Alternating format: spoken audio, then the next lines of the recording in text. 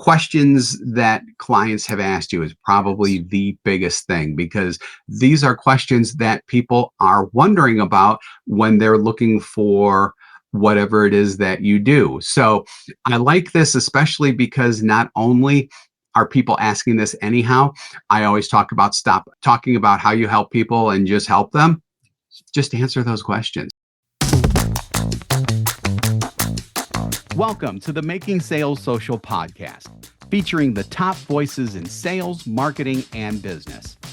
Join Bryn Tillman, Stan Robinson Jr., and me, Bob Woods, as we each bring you the best tips and strategies our guests are teaching their clients so you can leverage them for your own virtual and social selling. Enjoy the show.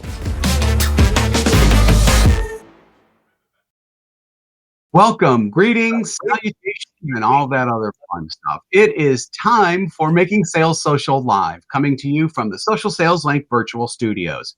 I'm Bob Woods, and I'm joined as always today by Bryn Tillman and Stan Robinson Jr. How y'all doing today? Hey guys, I'm good. How are you? I'm doing well. Really good. Good. Excellent. Just FYI, I have one more class and then I'm headed to Outbound. So excited. She's outbound for Outbound this afternoon. So that is good to hear. So if you're going to be at Outbound, look up Bryn. She'll be there hobbling around. So my little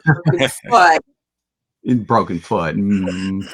So I think it's safe to say that we all want to dominate our specific industry, niche, vertical, however you want to put it.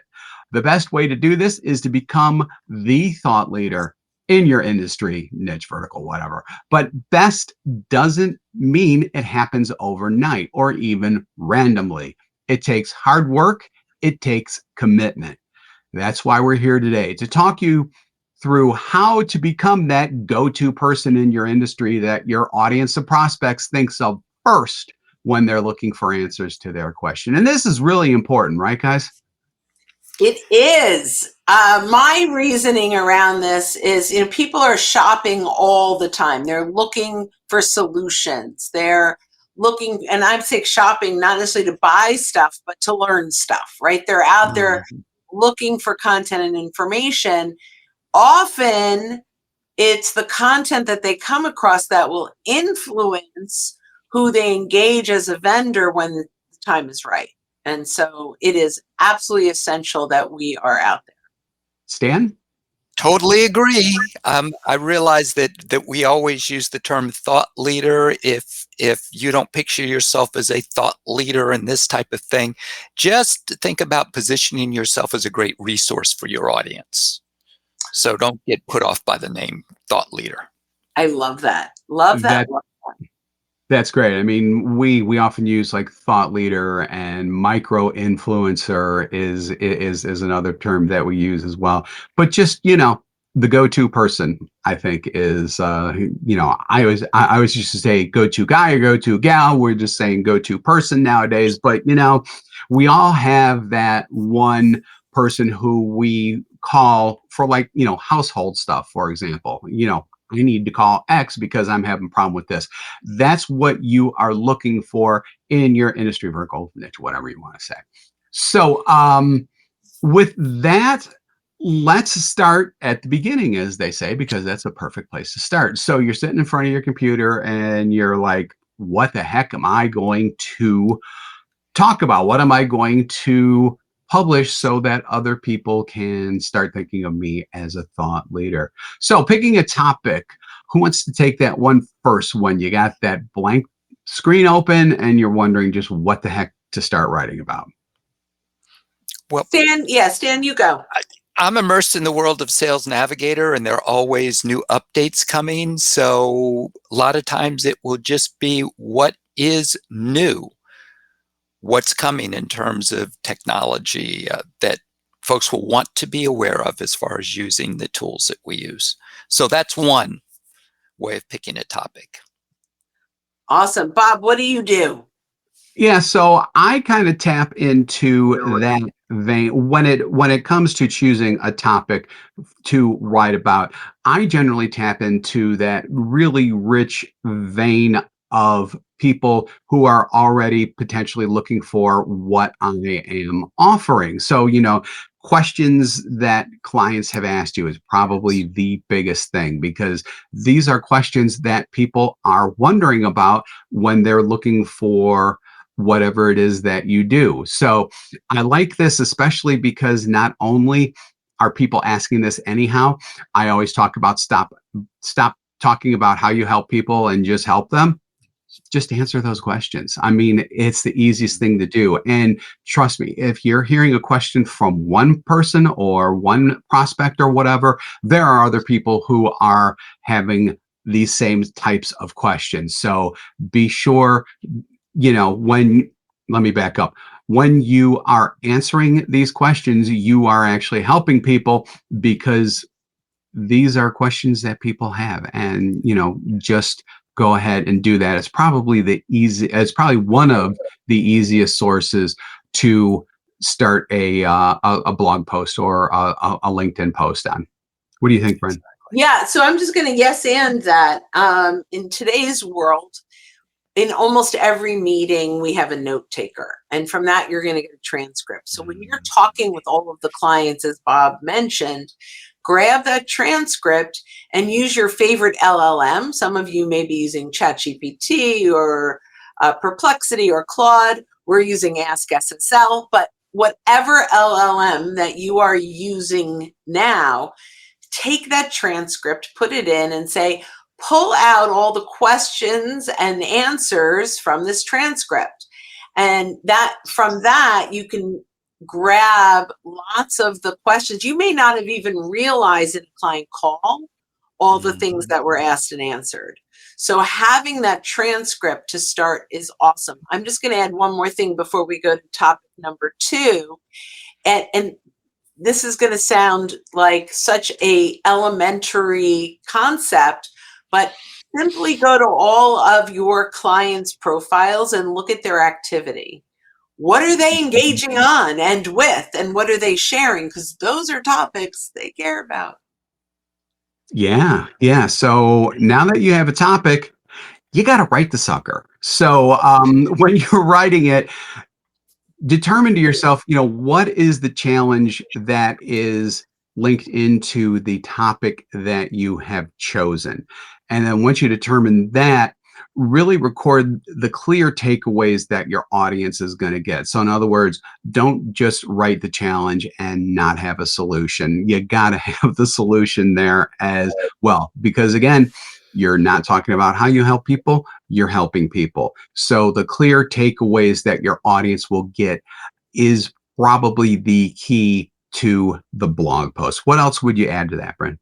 Well, what I was going to, I just want to be clear that we are now on number 2. We have our topic. Now we're going Yes. into write the blog post. So that was perfect, right? Here, if you don't start with the challenge, you're not going to engage the right people. Well, we talk about this all the time, but I'm going to quickly say the 5 things that this blog post should do if we're using this as a social selling piece.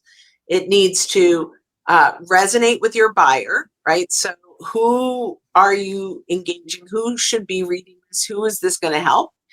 It needs to, as Bob just said, go right into the challenge. Then it needs some takeaways, right? So what are the clear takeaways? So if we went into, here's the question, that's probably the challenge, right? The question that your prospect asked or your client asked is probably the challenge. So it's, what is the title of this prospect or the industry of this prospect? What is their challenge? And then the takeaways are the advice that you gave them. That is where, so it's resonate, create curiosity, that challenge will draw them in, teach them something new. Those are those takeaways. That gets them thinking differently about their current situation. That's huge, right?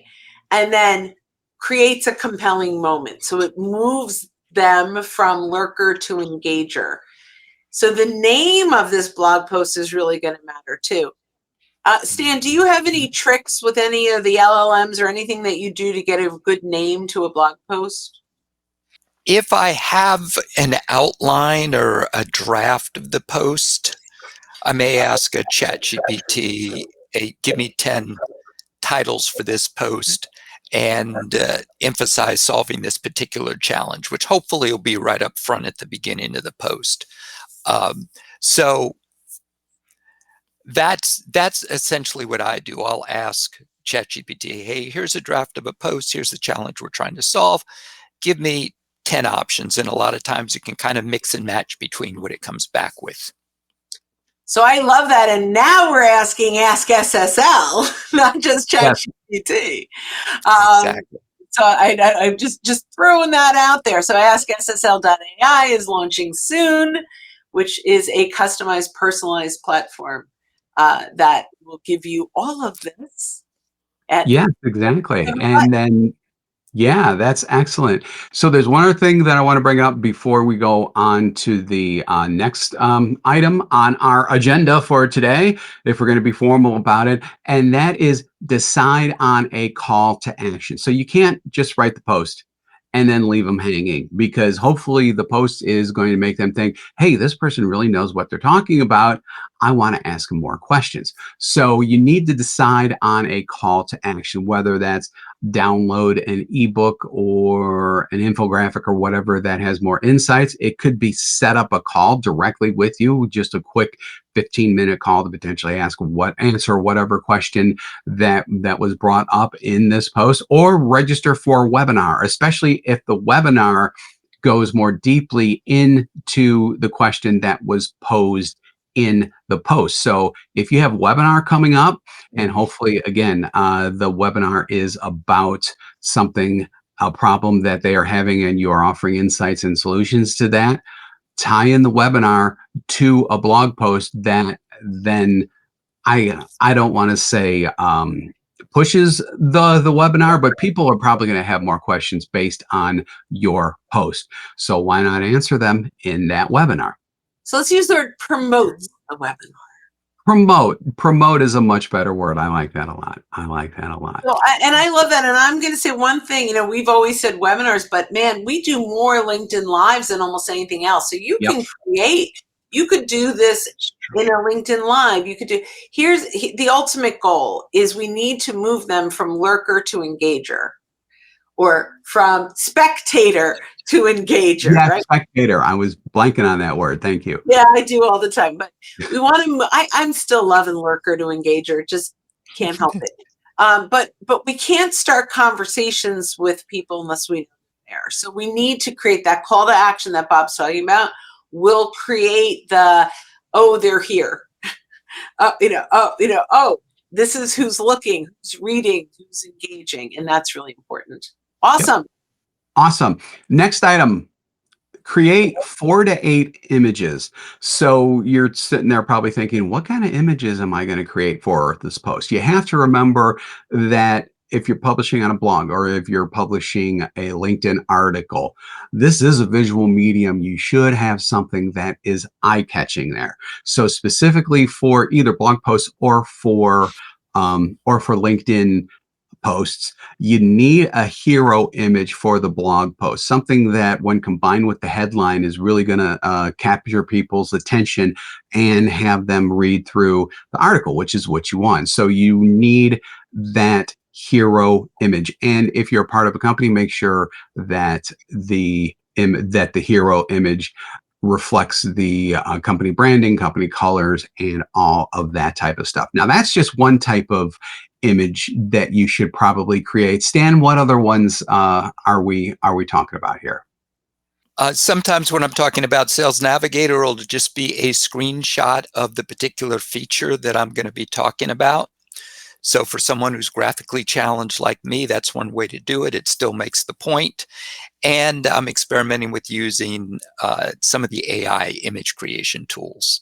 I've done that a couple of times with DALL-E and Meta.ai and Midjourney. Very nice. Very nice. I've done Meta.ai. How's that going? It's cool. They have a watermark in the bottom left. So everyone's trying to manage, how to clearly identify this is made by AI, because that's a huge hurdle that we're going to have to figure out how to handle. What's been created by AI and what hasn't been. That's a good point. Yeah. Bob, did you share yours? It's already been so long, I can't remember.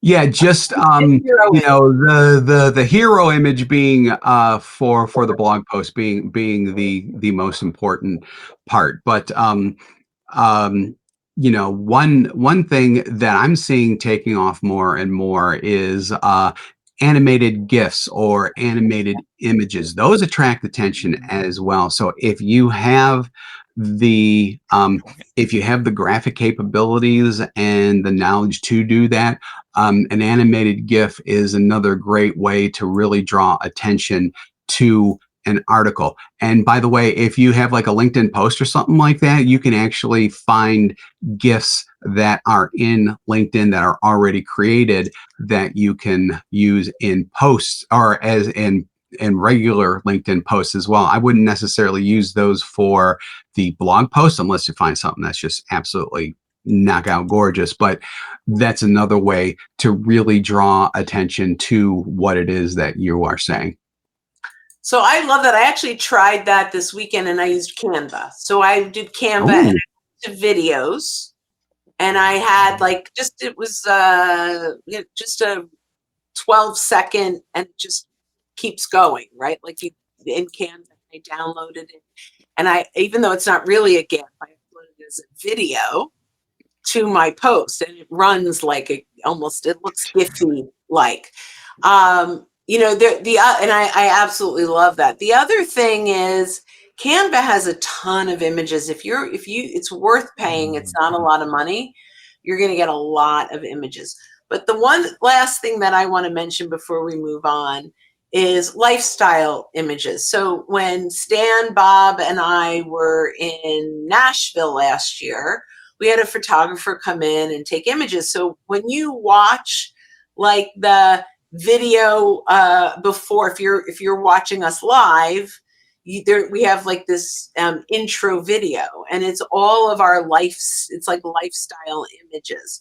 So if you have a company or a team, getting some of those personal images and using some of those, not like a headshot image, but working or doing things, can really have a big impact on folks scrolling and stopping. Yeah, very good, very good. So let's move next away from posts necessarily, although you can include these in posts. But now we're going to talk a little bit more about videos, because videos are hot, videos are big, videos are never going to go away. Get used to it.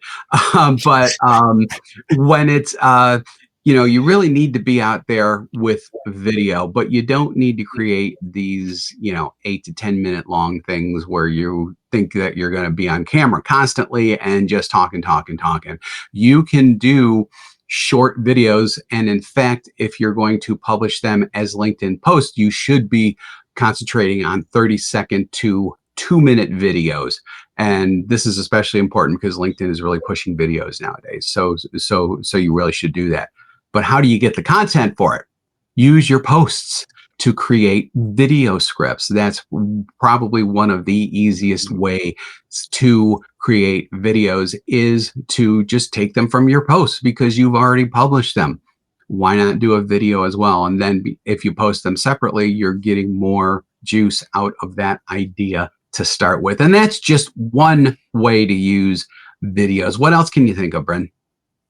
Well, so I love that. And you can take the original transcript if you want it to be slightly different than the post. But reading the post is not a bad idea. I love that. The transcript, if you put that into your favorite LLM, ours being Ask SSL, yours might be ChatGPT for now. But upload the transcript and say, please write a 30-second or 45-second or 60-second video script. Now, I'm going to jump just slightly ahead because we're using BigView, which is a teleprompter video.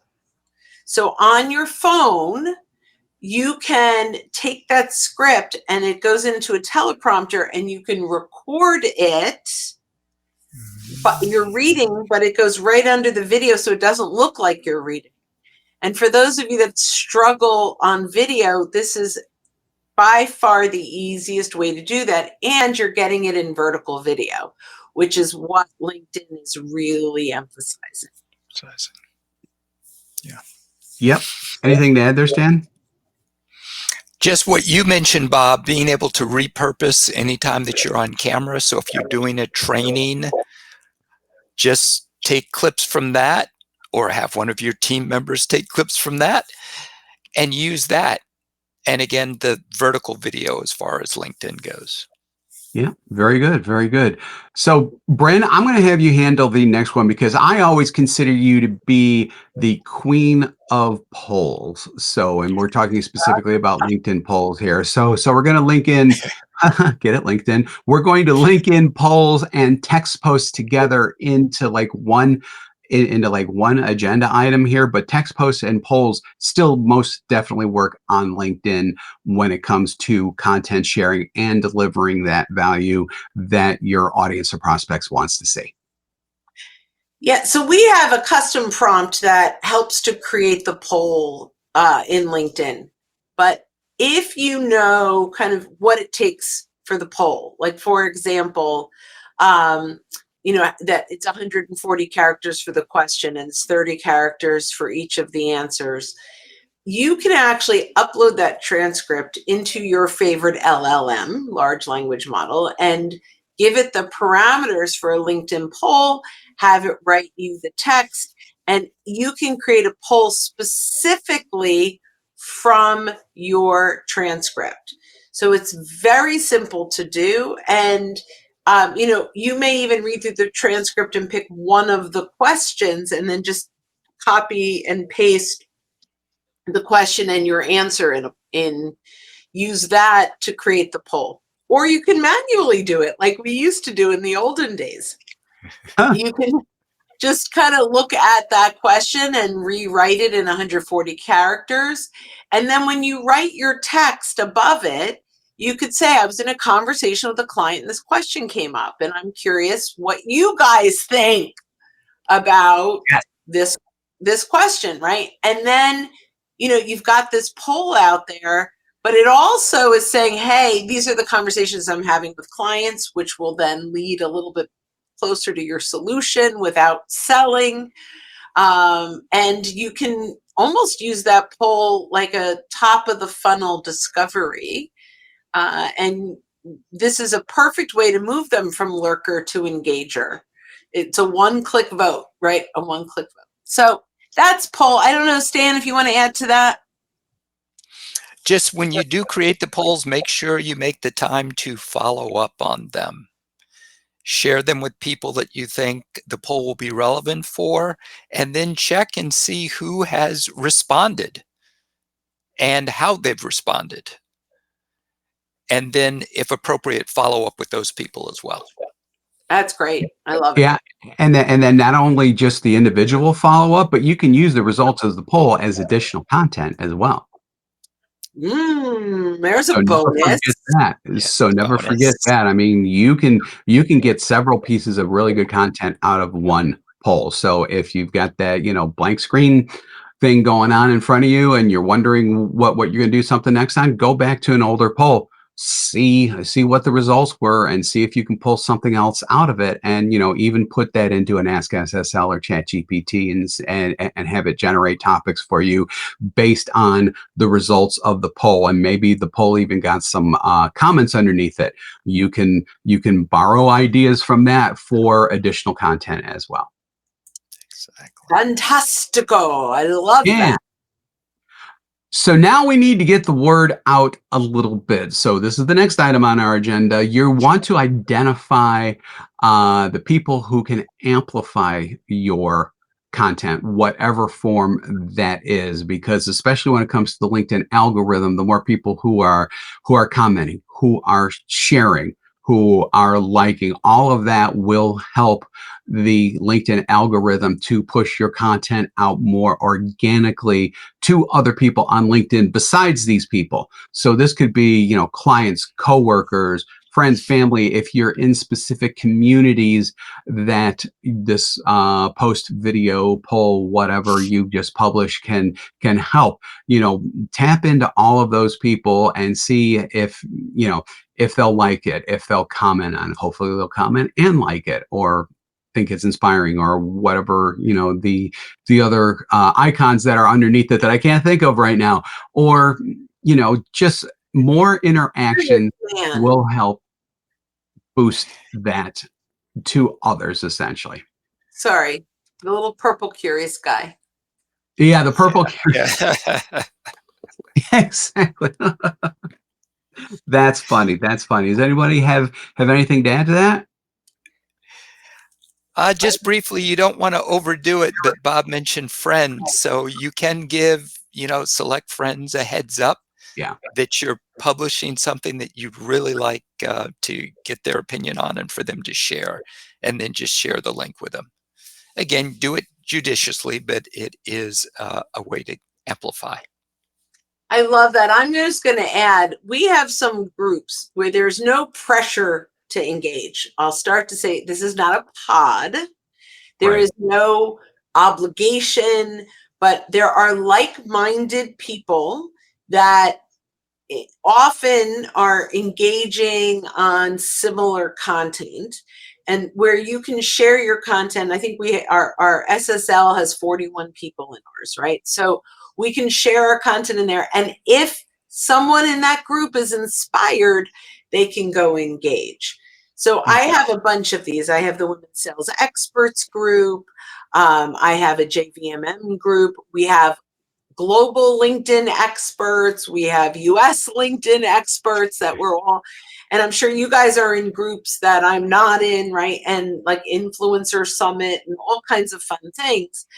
These are opportunities to get your content. And I would say, like, if this inspires you, I would love engagement, right? Yep. And so, right. And so at the bottom of every single post from a human, not necessarily companies, but from a human, there's a little paper airplane. And when you click on that, you can share it in 10 inboxes at a time.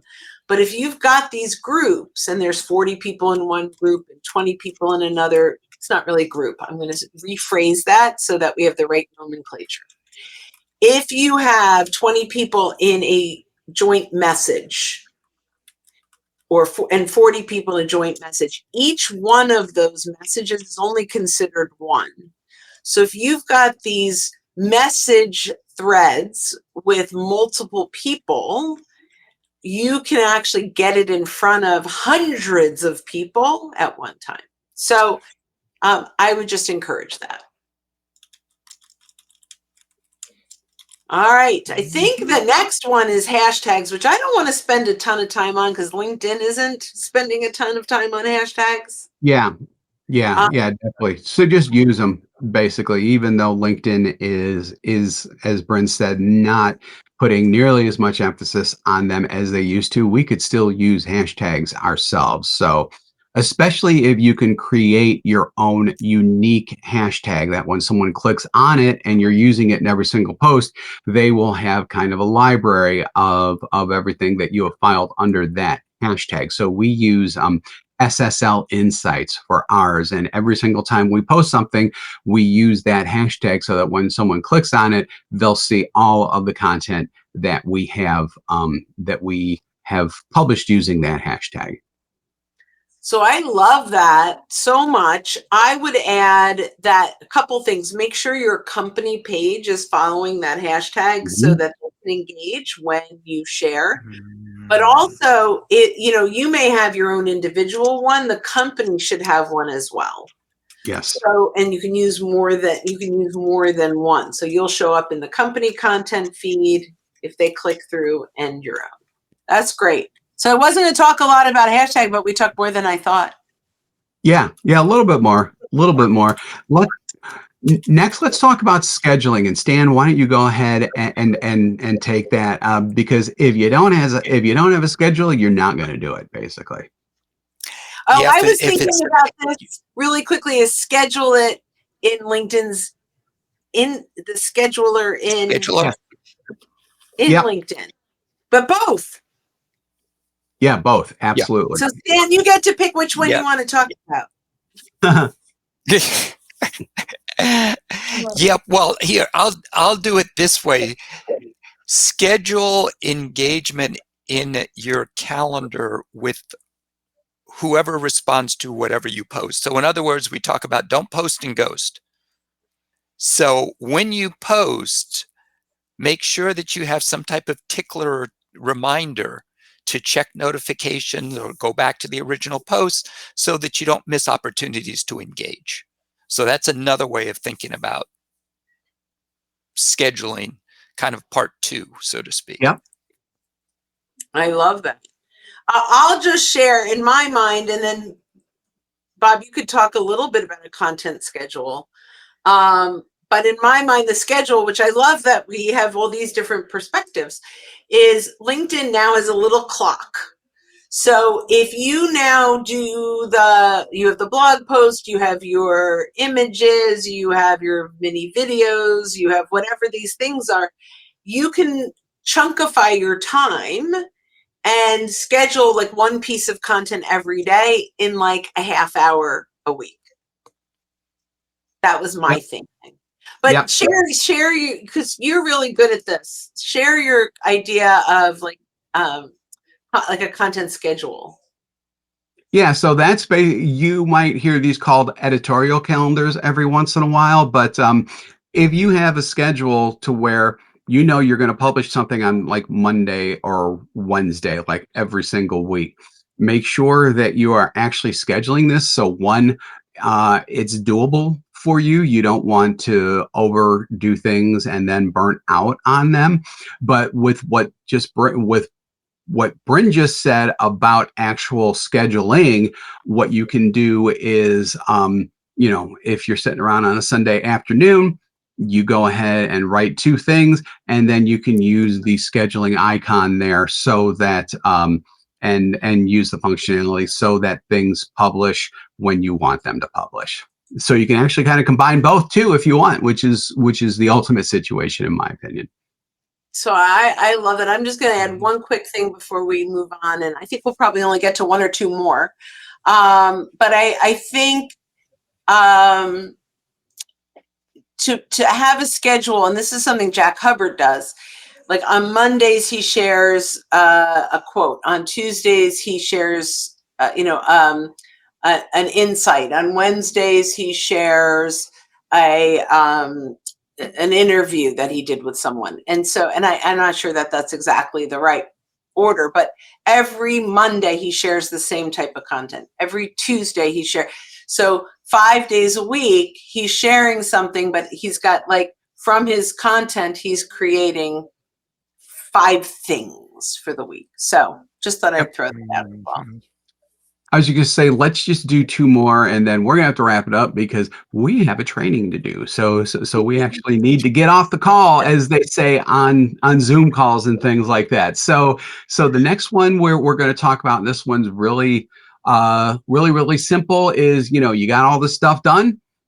Now it's time to actually share it. So a couple of quick things to keep in mind here is choose where you're going to publish your post, whether it's on your company's website and their blog, on LinkedIn articles, or potentially even both, which you can do that as well, as long as you're linking back and forth.